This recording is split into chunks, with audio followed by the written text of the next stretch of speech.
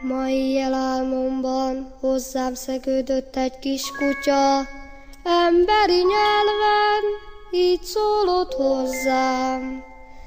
Te leszel a kis gazdám, álomnak is szívból.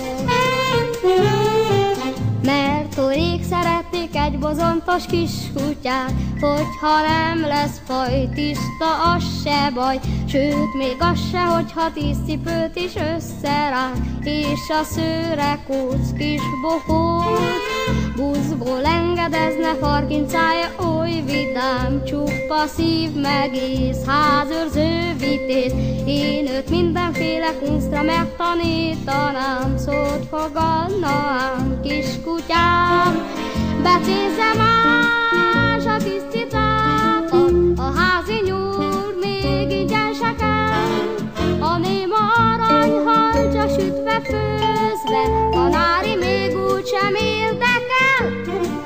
Mert ó, rég szeretnék egy bozontos kis kutyát, hogyha nem lesz faj, tiszta, az se baj.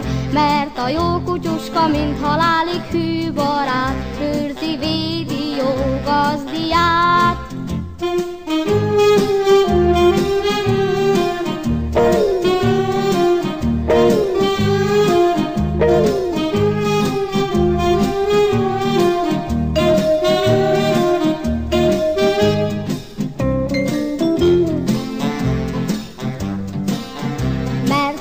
Szeretnék egy bozontos kis kutyát, hogyha nem lesz faj, tiszta, az se baj.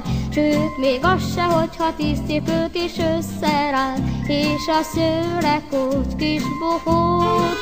Buszból engedezne, farkincája oly vidám, csupa szív meg ész, házőrző vitéz.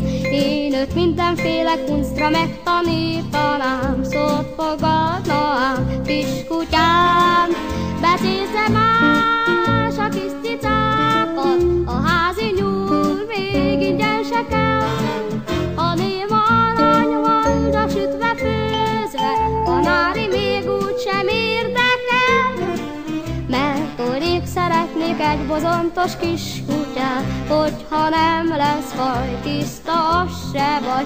Mert a jó kutyuska, mint halálig hű barát, őrzi, védi jó gazdiát. Kérek egy kis kutyát!